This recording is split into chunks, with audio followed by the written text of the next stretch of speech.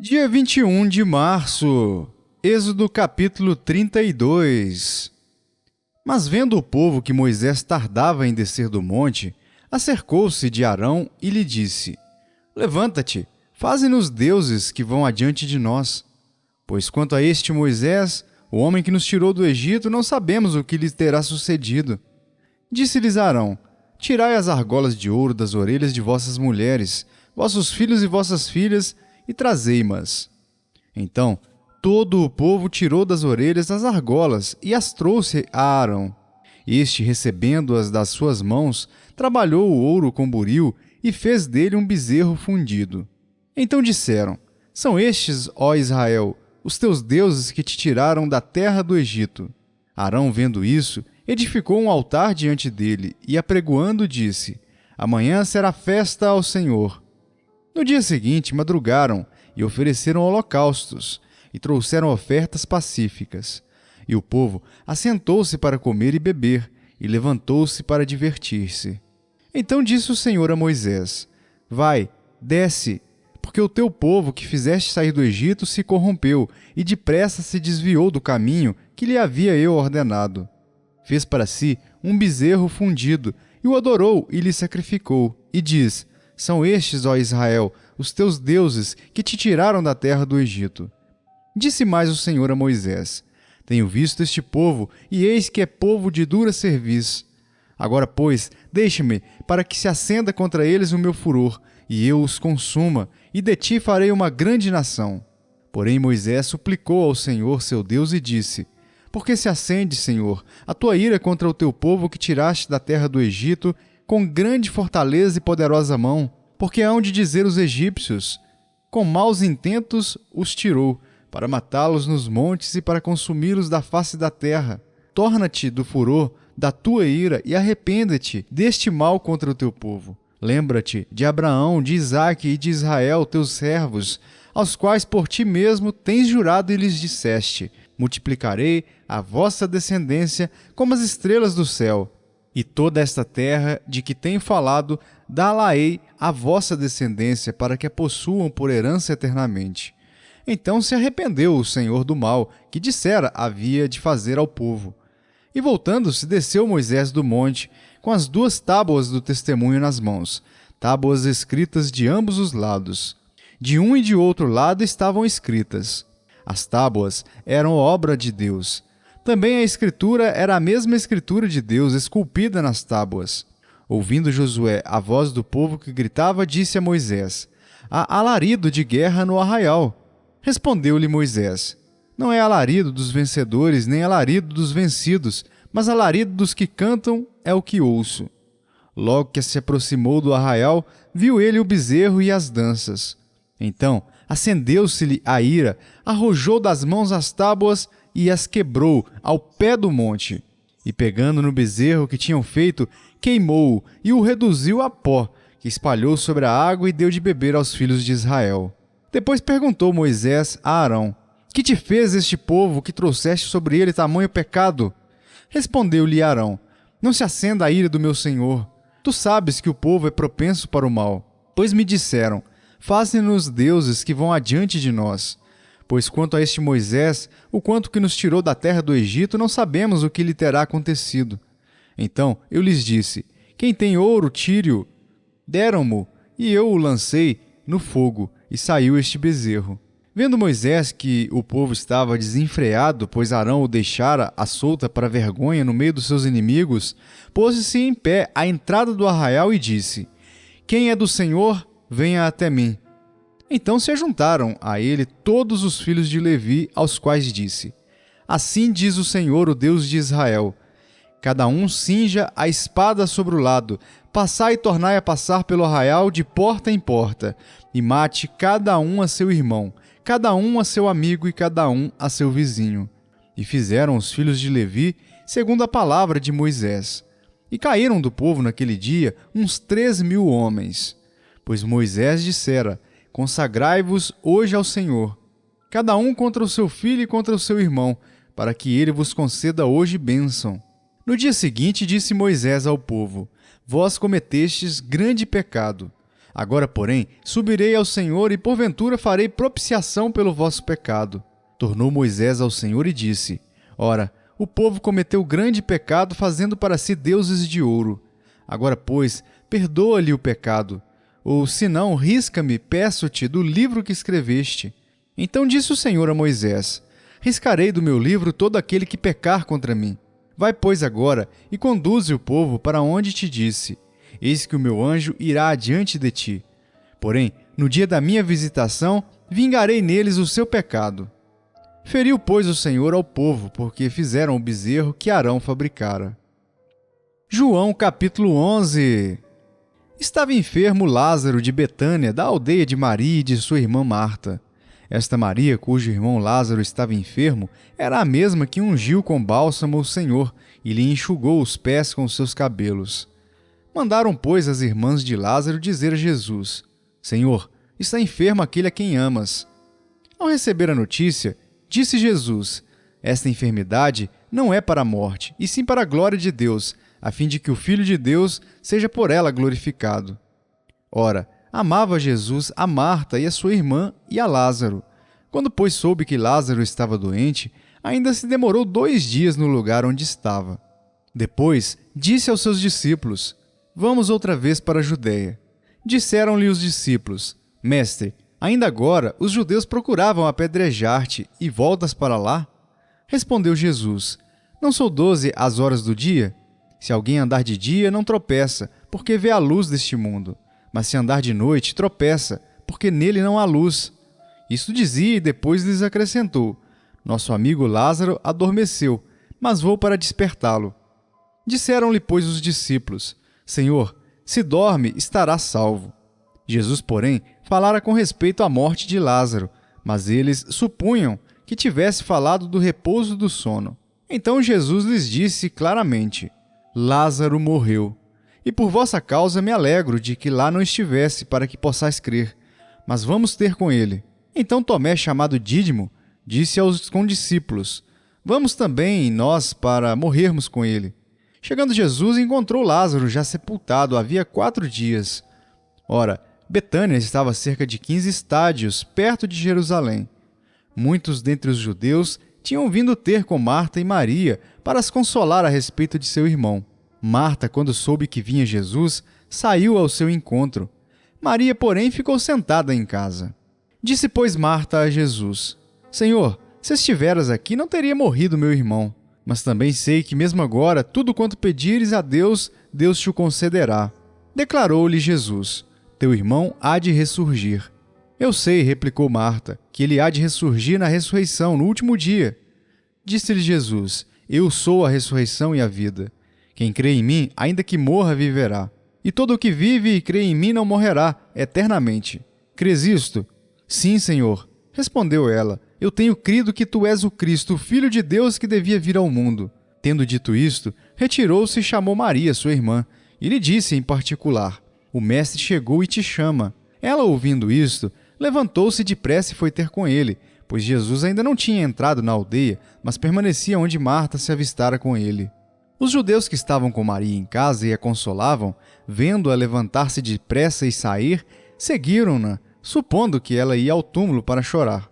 Quando Maria chegou ao lugar onde estava Jesus, ao vê-lo, lançou-se-lhe aos pés, dizendo: Senhor, se estiveras aqui, meu irmão não teria morrido. Jesus, vendo-a chorar, e bem assim os judeus que a acompanhavam, agitou-se no espírito e comoveu-se, e perguntou: Onde o sepultastes?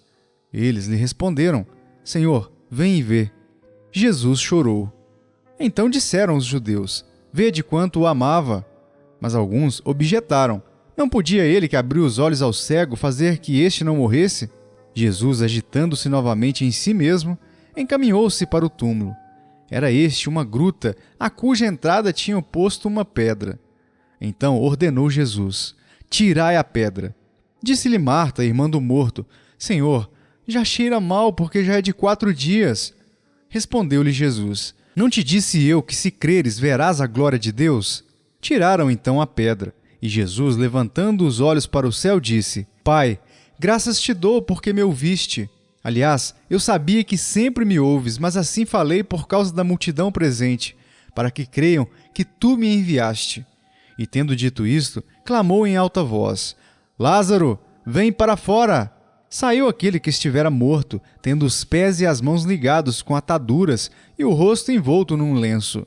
Então lhes ordenou Jesus: Desatai-o e deixai-o ir. Muitos, pois, dentre os judeus que tinham vindo visitar Maria, vendo o que fizera Jesus, creram nele. Outros, porém, foram ter com os fariseus. Eles contaram dos feitos que Jesus realizara. Então os principais sacerdotes e os fariseus convocaram o sinédrio e disseram: Que estamos fazendo, uma vez que este homem opera muitos sinais? Se o deixarmos assim, todos crerão nele. Depois virão os romanos e tomarão não só o nosso lugar, mas a própria nação. Caifás, porém, um dentre eles, sumo sacerdote naquele ano, advertiu-os, dizendo: Vós nada sabeis, nem considerais que vos convém que morra um só homem pelo povo, e que não venha a perecer toda a nação. Ora, ele não disse isso de si mesmo, mas, sendo sumo sacerdote naquele ano, profetizou que Jesus estava para morrer pela nação, e não somente pela nação, mas também para reunir em um só corpo os filhos de Deus que andam dispersos. Desde aquele dia, resolveram matá-lo. De sorte que Jesus já não andava publicamente entre os judeus, mas retirou-se para uma região vizinha ao deserto, para uma cidade chamada Efraim, e ali permaneceu com os discípulos. Estava próxima a Páscoa dos judeus, e muitos daquela região subiram para Jerusalém antes da Páscoa para se purificarem. Lá procuravam Jesus, e estando eles no templo, diziam uns aos outros: Que vos parece? Não virá ele à festa? Ora, os principais sacerdotes e os fariseus tinham dado ordem para, se alguém soubesse onde ele estava, denunciá-lo, a fim de o prenderem. Provérbios capítulo 8. Não clama porventura a sabedoria e o entendimento não faz ouvir a sua voz? No cimo das alturas, junto ao caminho, nas encruzilhadas das veredas ela se coloca.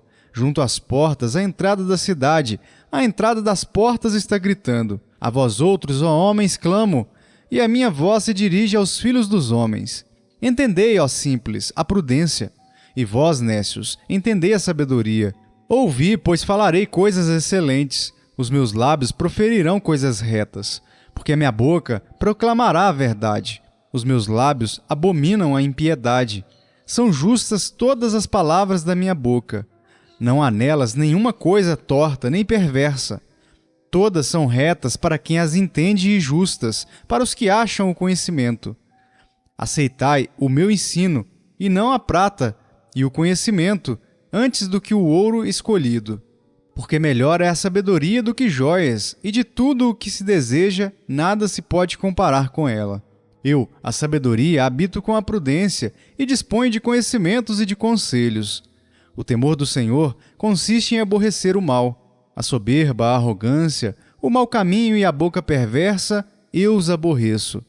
Meu é o conselho e a verdadeira sabedoria. Eu sou o entendimento, minha é a fortaleza. Por meu intermédio reinam os reis, e os príncipes decretam justiça. Por meu intermédio governam os príncipes, os nobres e todos os juízes da terra. Eu amo os que me amam. Os que me procuram me acham. Riquezas e honra estão comigo, bens duráveis e justiça.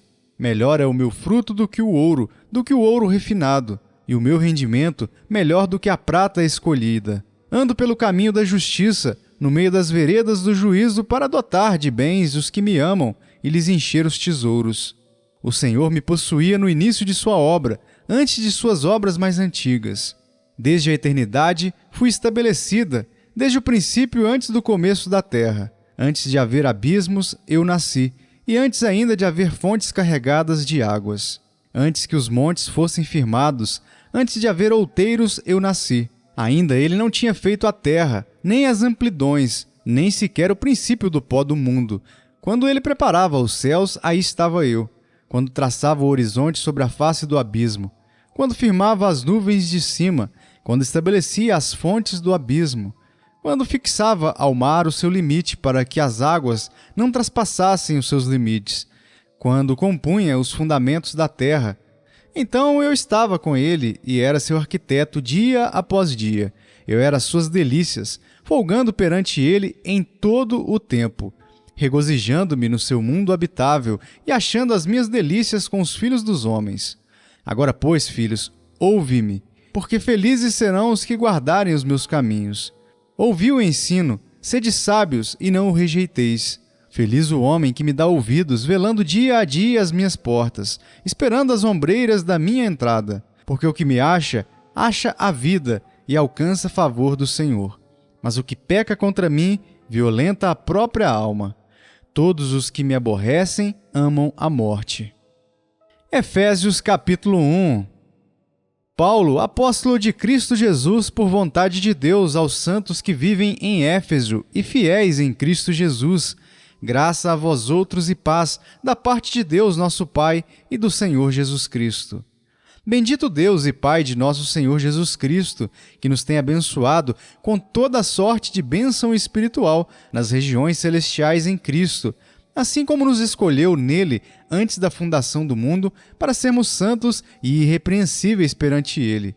E em amor nos predestinou para ele, para a adoção de filhos por meio de Jesus Cristo segundo o beneplácito de sua vontade, para louvor da glória de sua graça, que ele nos concedeu gratuitamente no amado, no qual temos a redenção, pelo seu sangue, a remissão dos pecados, segundo a riqueza da sua graça, que Deus derramou abundantemente sobre nós em toda a sabedoria e prudência, desvendando-nos o mistério da sua vontade, segundo o seu beneplácito que propusera em Cristo, de fazer convergir nele, na dispensação da plenitude dos tempos, todas as coisas, tanto as do céu como as da terra. Nele digo, no qual fomos também feitos herança, predestinados segundo o propósito daquele que faz todas as coisas conforme o conselho da sua vontade, a fim de sermos para louvor da sua glória, nós, os que de antemão esperamos em Cristo, em quem também vós, depois que ouvistes a palavra da verdade, o evangelho da vossa salvação,